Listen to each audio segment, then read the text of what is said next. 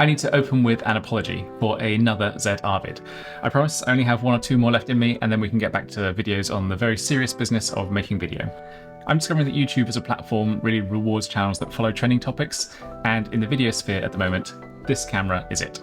So, the ZR. Today I'm going to run through some tips and tricks I think will help make owning and using this camera a little bit easier for you. Some of these I've hard-headedly worked out myself, usually by doing something the wrong way, and some of them are tips I've learned from others. Big shout out to Brandon Talbot, who I swear is like the camera whisperer or something. So if you spot one of my tips and you think it sounds a lot like one of his, but with a British accent, that's because it's probably something that I learned from him. Anyway, enough chit chat, let's get down to business. First off, a couple of accessories that I mentioned in previous vids that I think are going to make owning the ZR a lot easier. A cage, or at least half a cage. There's only 2 on the market at the moment as far as I'm aware, but of those 2, my favourite is the small rig half cage. It seems to strike the right balance of improving the ergonomics and functionality of the camera without compromising one of its main strengths, which is its size and weight. Of course, if you need to add more rigging points, the full cage might be a better fit. The good news is that neither of them are too pricey as options go, so just grab one if you can. If you're coming to the ZR from another manufacturer, before you jump in and buy some Nikon lenses, just check and see if you can take advantage of the short flange depth of the Z mount and adapt it to your current glass.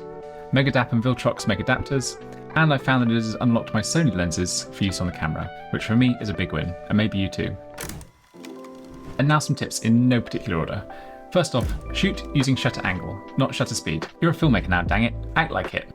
I jest, but seriously, I do find shutter angle much easier to keep on top of and understand in the context of video than shutter speed. And that means if you need to just mostly leave it at 180 degrees for a pretty normal looking motion blur, you absolutely can do. Set it and forget it. Switch on 32-bit float. It's off by default. Given that this is one of the camera's superpowers, that's kind of surprising. As far as I can work out, there isn't really a reason you wouldn't want it on, but you tell me.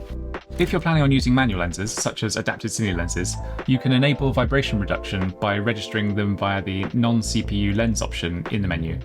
I still haven't got an E to PL adapter sorted, but I will do, and then I'll register my Nissia Peanut primes in this section. I quite like to set the file naming slightly different from the default.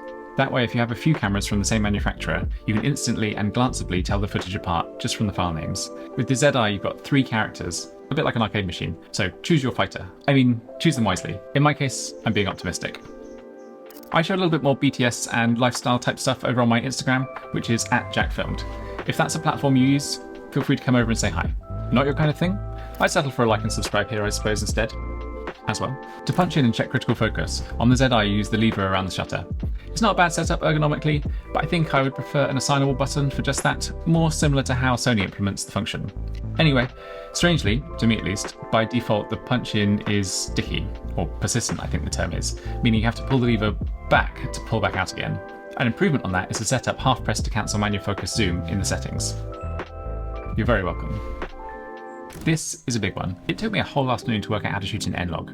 Could I have consulted the manual? Impossible, I'm afraid. Could I have really sat down and worked it out? Was my attention span? Unlikely. Instead, I tried a couple of times and couldn't immediately find it and thought, oh well, I'll find it later.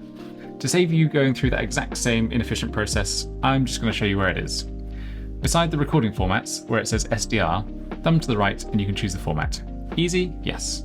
Intuitive? Not for me at least. Another tip would be to really get to know the formats and frame rates. FX is Nikon's term for full frame and DX indicates a cropped mode, which is in the same kind of ballpark as Super 35 actually. So for instance, there's actually 2 4K 25 options in R3D NE, FX and DX, and a few other quirks exactly like that. So really try and spend some time to get to understand them. I think you're probably best off disabling self-portrait mode. It's the kind of thing that will confuse and disrupt your workflow if it catches you off guard. Need to run a dummy battery in your ZR build, but frustrated that there's no provision to do so in the battery door? Do not worry, my friend. The whole door just pops off, I'm told. Shall I try it? Okay, let's try it. See? Popped off. Will it pop back on again?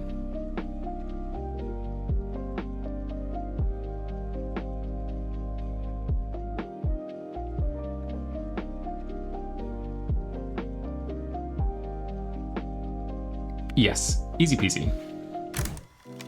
Anyway, I think that might be a good time to stop this episode, end on a high, having not permanently damaged the camera. Like I said at the top, I've got one more episode I'd really like to make about it, and then I'm really looking forward to actually putting it through its paces. Less time filming it, more time actually filming with it. I think a lot of people in the creator space are feeling something similar. Thank you as ever for tuning in. If you're into this kind of thing or found it useful, go ahead and subscribe. That would be fantastic. Subscriber numbers are kind of an arbitrary metric, but it really does give the channel credibility, which medium term might encourage brands or manufacturers to consider lending me fun kit to try. Also, if you've discovered any tips and tricks that my admittedly quite Spartan list missed, let me know in the comments. Like I said, catch glimpses of my professional and life-saving exploits over on Instagram at JackFilmed. I'm Jack, of JackFilmed fame. This nonsense is called Western Approaches. See you soon, and my deepest thanks for watching.